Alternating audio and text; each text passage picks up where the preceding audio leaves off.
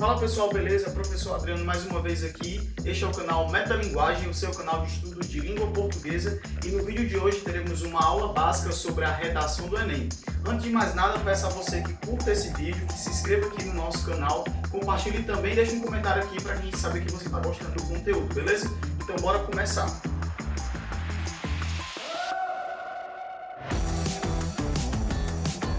Para a gente começar, eu primeiro preciso que você entenda que a redação do Enem trabalha com uma modalidade de texto específica. É diferente de outros vestibulares que, por exemplo, apresentam outras opções, outras modalidades de texto, tá? O texto do Enem, a redação do Enem, ela trabalha com um modelo de redação, com um modelo de texto chamado texto dissertativo argumentativo. Você já pode ter escutado, você já deve ter escutado essa expressão por aí, em algum livro, na escola, na internet, alguém falando, algum professor também falando, mas ainda tem uma certa dúvida sobre o que é um texto dissertativo argumentativo. Para que você possa entender, eu vou ser bem objetivo aqui, tá? Um texto dissertativo argumentativo é aquele texto em que o autor defende uma posição, defende um ponto de vista sobre um determinado tema específico, tá? Então, quando uma pessoa escreve um texto dissertativo argumentativo, ali ela está defendendo a sua opinião, o seu ponto de vista sobre um determinado assunto. E o que é interessante dizer é que essa opinião ela não é defendida de maneira vaga, de maneira isolada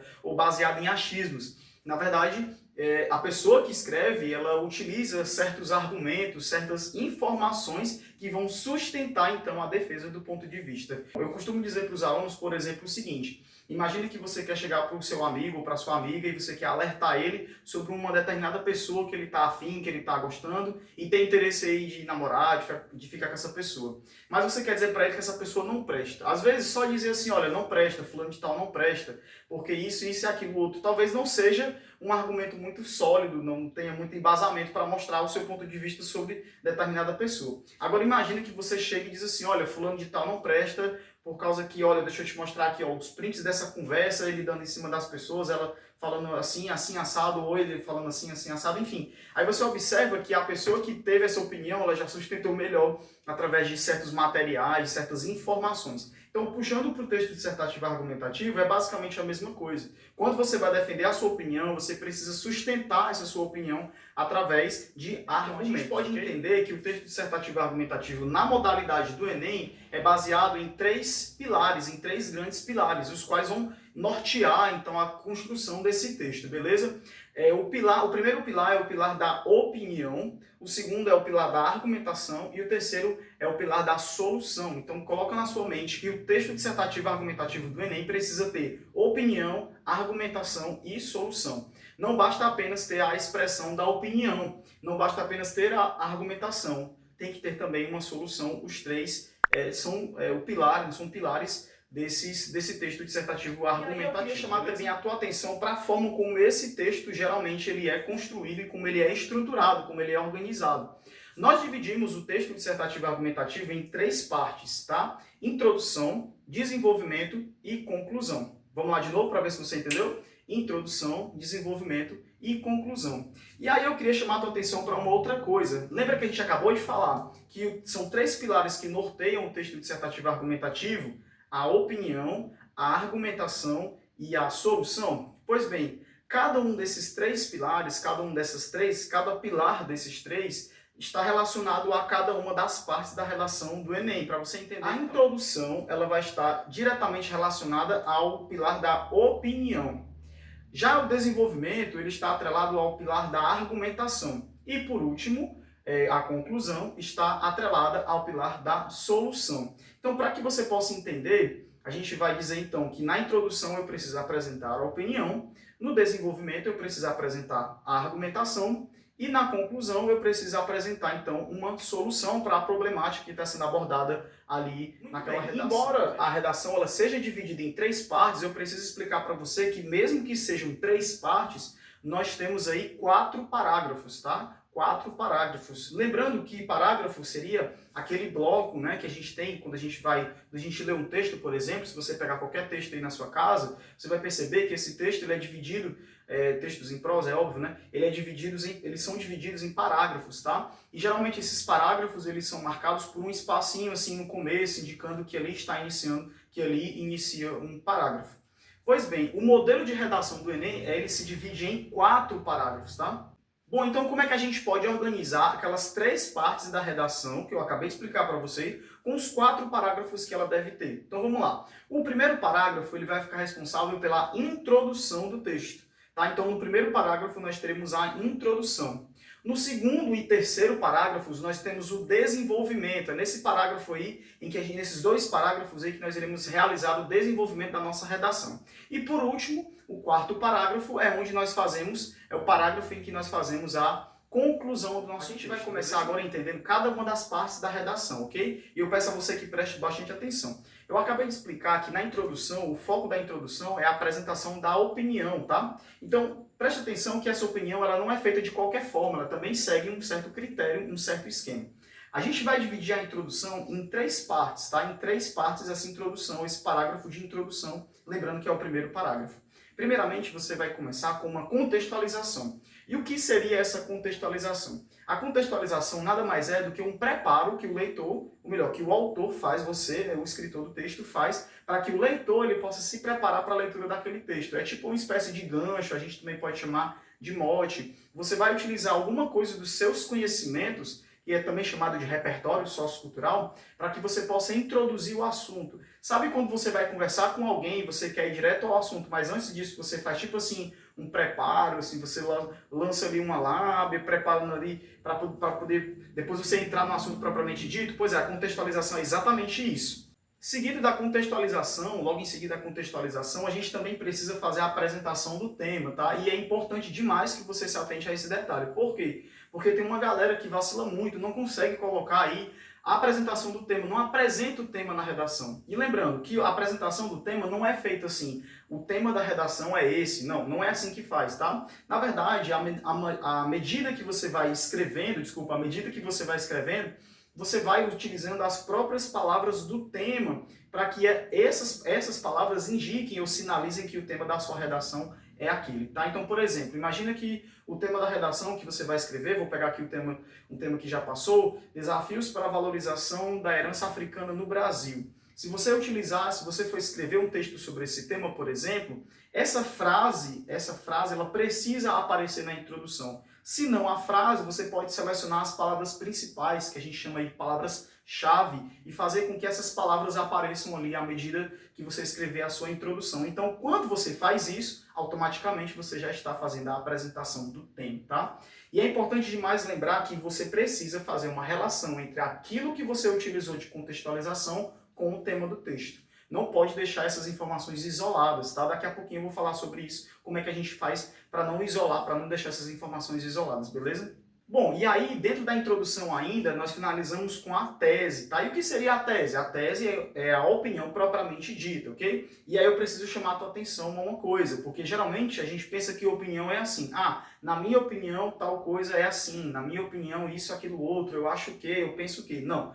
No texto dissertativo e argumentativo, nós não utilizamos esse tipo de expressão, tá? Então, essas expressões, elas são mais para artigo de opinião, enfim, textos mais, um pouco mais livres, né? Como a redação do Enem ela tem uma estrutura muito fechada, muito fixa, muito padronizada, a gente não tem espaço, a gente não tem como falar ou utilizar essas expressões, beleza? Então, assim, ao invés de você utilizar expressões do tipo eu acho que, eu penso que e tal, basta apenas você fazer uma afirmação e quando você faz essa afirmação, automaticamente ali está a sua opinião. Tá? E aí, como que eu apresento essa tese? Não é dizer se você é contra, se você é a favor de determinada coisa. Na verdade, é o seguinte, você pode colocar na sua tese, a maneira mais simples e fácil e objetiva de fazer uma tese, é quando você, na sua opinião, apresenta 2 causas ou 2 agravantes para o problema que está sendo abordado ali. E aí é que está o pulo do gato. Por quê? Porque quando você coloca esses 2 agravantes, quando você coloca aí duas entidades agravantes, tá? Você está dizendo, você já está sinalizando ali o seu desenvolvimento.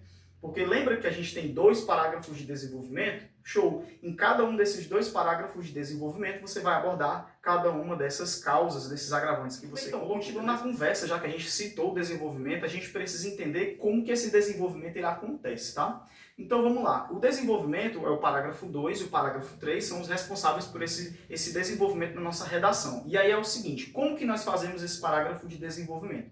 Primeiramente, você precisa fazer uma breve retomada da tese, tá? Então, já que a gente falou de 2 agravantes, vamos lá, pegar o primeiro agravante, vou utilizar aqui no meu primeiro parágrafo de desenvolvimento. Você retoma essa tese, de preferência utilizando outras palavras, tá? Para não ficar aquela repetição, que é uma coisa também que a redação pede que você não faça, que é ficar repetindo muitas vezes uma mesma palavra, tá? Então vai começar o parágrafo de desenvolvimento, utiliza uma palavrinha ali de conexão, tá? Pode ser uma palavra que indique início, em primeiro lugar, primeiramente, primeira análise, enfim, algo que indique que ele é o início da abordagem, do desenvolvimento, e logo em seguida você faz essa retomada da tese, tá? Para depois, então, fazer a defesa do seu ponto de vista, para fortalecer o seu argumento, você precisa utilizar alguma coisa do seu repertório sociocultural que tenha uma relação com o tema, tá? É interessante lembrar também que não é legal você utilizar repertórios de bolso, né? Repertórios prontos, em que você pega um repertório acolá, aqui e acolá, descobri, alguém me mostrou e vou colocar aqui, diz que é repertório que dá em qualquer tema, mas a gente precisa tomar cuidado. Porque esses repertórios que a gente utiliza, eles precisam ser repertórios pertinentes. O que seria isso, professor? São repertórios que têm a ver com o tema, tá? Não faz sentido eu utilizar, por exemplo, determinado autor, determinada citação, se aquela citação não tem uma relação direta com o tema. Eu preciso tomar muito cuidado com isso, beleza? E logo em seguida, então, que eu apresento esse meu repertório pertinente, eu preciso mostrar como que esse repertório vai ser produtivo. Então eu vou relacionar, eu vou argumentar, né, fazer essa defesa, essa argumentação, relacionando esse repertório com o tema e fechando ali com a expressão da minha opinião, tá?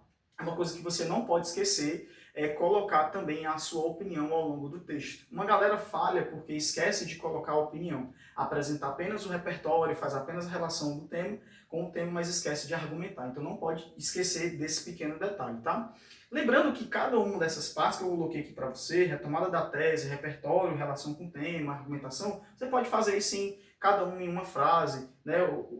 Talvez o repertório e a relação com o tema você pode fazer em 2 frases para conseguir ter mais espaço para trabalhar isso melhor, mas apenas umas 4 frases aí já seria o suficiente para você desenvolver isso bem direitinho. A mesma coisa que você faz no segundo parágrafo, né, que seria o parágrafo de desenvolvimento, você faz também no terceiro, retomando a segunda causa e colocando então um outro repertório. Bem, então, para a gente fechar essa análise das partes da redação, agora a gente vai falar sobre a conclusão. E nessa conclusão nós iremos apresentar a solução para o problema que está sendo abordado no tema do texto, ok? Então, assim, antes de começar, você precisa fazer uma pequena retomada do tema, tá? Então, já no começo da conclusão, você faz uma retomada do tema da redação, beleza? Portanto, em suma, logo, para resolver, para solucionar, enfim, para mitigar essas expressões, e faz a retomada do tema, e logo em seguida você apresenta a solução. E essa solução é a que nós damos o nome de proposta de intervenção. Talvez você já tenha ouvido também essa expressão aí, tá? Proposta de intervenção nada mais é do que a solução que eu vou apresentar para o problema.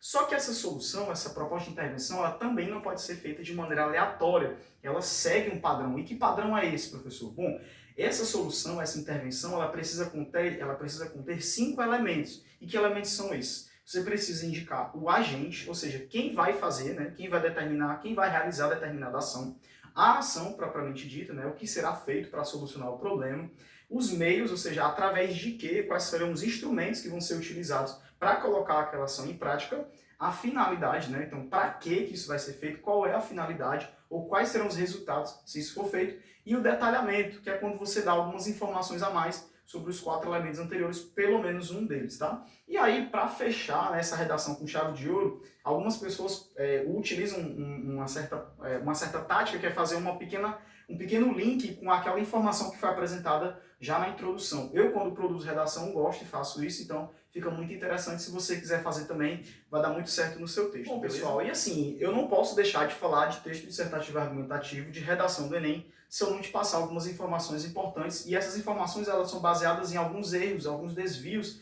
que eu vejo nas redações dos meus alunos, tá? Então eu peço a você que preste bastante atenção para que você não cometa também os mesmos erros, e se você está cometendo, para que você bote o pé no freio e pare de fazer isso, tá? Então a primeira coisa, utilize sempre terceira pessoa, tá? Mesmo que o texto ele seja um texto de opinião, a gente não pode estar utilizando expressões que puxem para a primeira pessoa. E o que seria isso, professor? Tudo que tiver relacionado a eu, a mim, a mi, ou a nós, a nos, a nosso, nada disso, tá? Então, na nossa sociedade, no nosso país, os nossos problemas, nada disso. Você sempre joga para a terceira pessoa. Então, os problemas da sociedade, os problemas do Brasil, os problemas do país, joga sempre para a terceira pessoa. Nada de colocar possamos, devemos. tudo isso não coloca, beleza?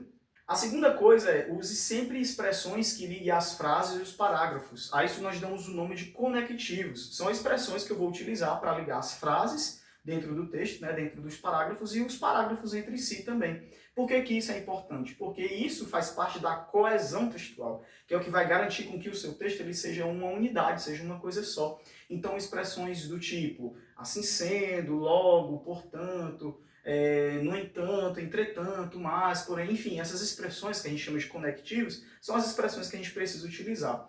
Detalhe, então, para cada frase do texto que você vai escrever, com exceção da primeira, é interessante que você comece ela com um conectivo, ok? A outra coisa que eu preciso chamar a tua atenção é para que você foque em um ponto de vista, na defesa do ponto de vista, tá? Porque assim, a galera tá muito fissurada nesse negócio do repertório, eu preciso de um repertório, eu preciso pesquisar o repertório. E muitas vezes utiliza o repertório, acrescenta o repertório no texto, mas esquece de fazer a defesa do ponto de vista. Pessoal, não pode deixar de fazer isso, tá?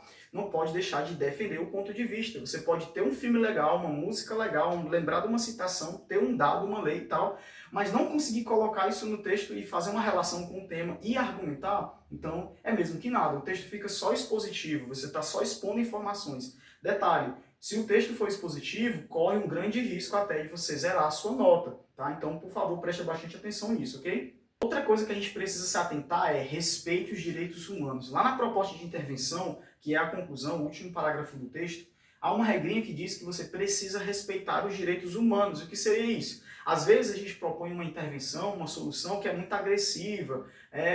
Por exemplo, olha, é necessário que mate, é necessário que torture. Isso fere totalmente os direitos humanos. Então tome cuidado com essas expressões, com esse tipo de solução, ok? E aí uma coisa que talvez pode fazer com que alguém se revire aí na cadeira, com que alguém comece a querer me apedrejar pela tela do celular ou do computador e tentar invadir aqui o YouTube e tentar vir aqui e me enforcar, mas é uma coisa que eu preciso falar. Por favor, evite modelos de redação prontos. Os corretores eles estão bem atentos agora a essa parte que fala com relação à originalidade da redação. Porque muitas pessoas elas têm apenas pegado modelos prontos, repertórios de bolso, e têm encaixado redações ali, e muitas vezes o texto ele fica todo solto, sem informações, ou melhor, com informações, mas sem pertinência, tá? Então é interessante que a gente tome cuidado com isso, seja original. Mesmo que você tenha uma certa dificuldade em produzir a redação, tente escrever a redação do zero, aprenda com seus erros, segue as dicas aqui do nosso canal para que você consiga melhorar. É melhor que você melhore,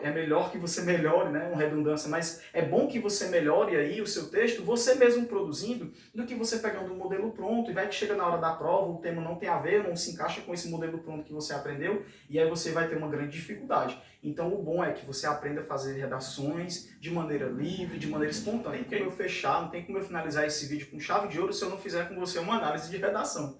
Né? Você pode estar vendo eu estar falando aí de redação, professor, o senhor falou tão rápido, o senhor falou que muita coisa, muita informação ao mesmo tempo, eu não consegui entender, mas calma aí. Primeiramente a gente vai fazer uma análise de uma redação para que você possa entender e você possa fixar, melhor dizendo, esses conteúdos que a gente aprendeu aqui hoje, ok? Então essa redação que eu trouxe é uma redação que está disponível na cartilha do participante, tá? Da redação do Enem, do ano de 2025. O INEP sempre solta essas cartilhas ali, quando está pertinho do mês de redação, né? Da produção da prova, do Enem, melhor dizendo, da aplicação da prova, melhor dizendo, tá? Então o tema que eu trouxe aqui para você é o tema Desafios para a Valorização da Herança Africana no Brasil. Essa redação está disponível lá, eu precisei fazer aqui alguns ajustes para poder mostrar para você, ok? Mas ela está praticamente, vamos dizer assim, uns 90% original, tal qual o autor, né, no caso a autora dessa redação colocou, beleza? Beleza, então pessoal, vou começar aqui a leitura e análise do texto, ok? E nós vamos começar pela introdução, lembrando que a introdução ela precisa ter 3 elementos, tá? Os elementos são contextualização, apresentação do tema e a tese. E aí eu quero que você observe, aí na sua tela vai aparecer, então vamos lá, o conto infantil Menina Bonita do Laço de Fita, publicado pela editora Intrínseca, tematiza a inconformidade de uma criança negra ao tentar aceitar o próprio cabelo crespo. Olha o que ela está fazendo aí. Isso aí já é a introdução, desculpa, isso já é a contextualização. Ela está utilizando aqui o conto Menina Bonita do Laço de Fita para começar, para introduzir o tema do texto, ok? Aí logo em seguida ela faz uma relação disso com o tema, né? Dessa forma, ao analisar os desafios que a personagem enfrenta para valorizar a herança africana em sua aparência, percebe-se que esse cenário apresenta similaridade com a realidade brasileira, na qual a sociedade contemporânea se limita a invisibilizar tradições afro-brasileiras em razão do legado histórico e do silêncio midiático. Vou dar um freio aqui para você conseguir entender. Nesse trechinho que vai de dessa forma até realidade brasileira, a gente percebe que ela faz uma relação desse elemento de contextualização com o tema do texto, e aí já apresentando o tema do texto. Percebe como ela faz isso de maneira bem feita, né? De maneira bem organizada? E aí nessa parte aqui, ó, na qual a sociedade contemporânea se limita a invisibilizar tradições afro-brasileiras em razão do legado histórico e do silêncio midiático. A gente tem a tese. Percebe que ela colocou dois agravantes aí, e esses dois agravantes ela vai trabalhar então nos parágrafos de desenvolvimento, né? Os dois agravantes são o legado histórico e o silêncio midiático. Seguindo o parágrafo do texto, e você também vai ver ele projetado aí na sua tela, você vai perceber que a gente tem o primeiro parágrafo de desenvolvimento, ela trazendo então, retomando aquela tese, uma das partes da tese que ela acabou de apresentar aqui. Ó. Diante desse contexto, salienta-se as raízes históricas que inviabilizam a correta valorização da cultura negra no Brasil, como principal causa desse viés caótico. Então, repare que ela faz essa breve retomada, dando agora um pouquinho mais de encorpada, dando uma encorpada melhor, desenvolvendo um pouco melhor. A saber, a colonização portuguesa no Brasil culminou no apagamento histórico de tradições e legados que os africanos trouxeram consigo durante a importação de servos colonos, uma vez que os jesuítas, padres responsáveis por abolir quaisquer traços negros em terras brasileiras, impuseram novos costumes sobre os escravos, desvalorizando os símbolos vigentes. Olha que interessante, ela faz, aí utilizando na sua argumentação, o repertório sociocultural, trazendo então à tona esse movimento da colonização brasileira, né? Ela faz aqui uma alusão histórica, que a gente chama, ela traz esse evento histórico para fundamentar, para fortalecer esse argumento. E olha a opinião dela. Ela diz assim, ó, assim, o apagamento cultural dos afro-brasileiros está enraizado na sociedade contemporânea e perpetua-se secularmente nos descendentes que desconhecem sua história. Nada de eu acho, nada de na minha opinião, ela simplesmente faz uma afirmação e fica claro que essa é a opinião dela, não apenas um fato, não apenas uma informação, mas ela coloca aí, ela sustenta, ela fundamenta a sua terceiro parágrafo, né, o segundo parágrafo de desenvolvimento, em que ela traz aquela segunda causa que ela trouxe na tese. Vamos prestar atenção aqui? Ademais, o silêncio da mídia acerca das práticas africanas potencializa a estrutura cultural frágil destas. Segundo Marilene Chuí, filósofa e socióloga brasileira, o coronelismo digital é um conjunto de operações que a imprensa tece para manipular o pensamento crítico dos cidadãos.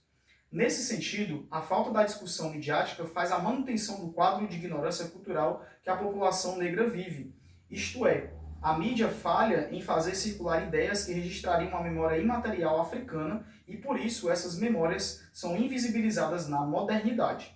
Logo, é notório que a falta de ações midiáticas mina a persistência das imaterialidades advindas dos negros escravizados e esquematiza um raciocínio de desvalorização cultural. Olha que interessante esse parágrafo aqui, pessoal. Ela inicia utilizando uma palavra, né, um termo que conecta ao parágrafo anterior, assim como ela fez no parágrafo que a gente acabou de ler, né, o parágrafo anterior a este, tá?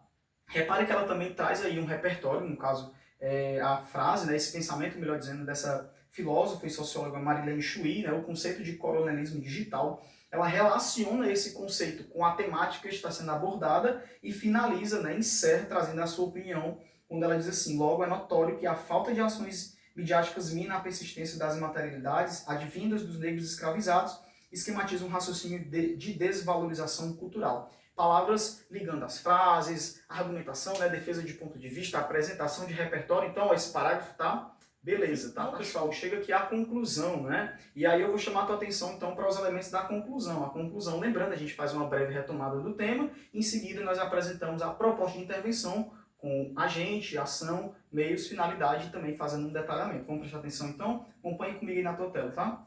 Portanto, para mitigar essa problemática, olha, ela já faz a retomada do tema aí, né? Dessa forma, de maneira bem resumida. São necessárias medidas estruturais. Desse modo, cabe ao Estado, né, o agente, ó, responsável pela preservação da memória nacional, percebe que ela faz um detalhamento do agente, né? Então seria esse o detalhamento, articular um plano de ação voltado à valorização cultural do legado africano. Olha a ação aí, né? Articular esse plano de ação, e aí também detalhado, por meio de palestras e rodas de conversa. Então a gente já tem aí o meio, né? Esse meio através do quê? Isso com a finalidade de mudar as raízes históricas advindas da colonização. Então você já percebe que ela também colocou a finalidade. Acrescenta também uma outra proposta, ela diz assim, ó, urge também que a mídia realize esporádicas propagações de memoriais negros, mediante a exposição de origens e propósitos de antigos rituais africanos. Então ela faz aí essa outra proposta de intervenção, a primeira já seria suficiente, mas ela quis agregar um pouquinho mais aí desse trabalho. Poderia ter sido um pouco mais detalhado, né? Mas tá show essa proposta aqui, ok? E fecha trazendo aí essa retomada com aquilo que ela usou no começo, ó. Somente assim será possível fortificar as tradições afro-brasileiras e tornar a protagonista do conto infantil Menina Bonita do Laço de Fita um personagem estritamente literário. Gente, olha que massa em essa redação. E você, está preparado, preparada para ficar assim? Então não deixe de acompanhar os vídeos aqui do canal Metalinguagem com o professor Adriano, beleza? Eu quero agradecer a você que ficou até o final, você que se interessou por este tema. Eu espero que eu possa ter contribuído de alguma forma com o seu conhecimento sobre a redação do Enem. É só o comecinho, tá? Essa só é a pontinha do iceberg, a gente tem mais coisa pela frente.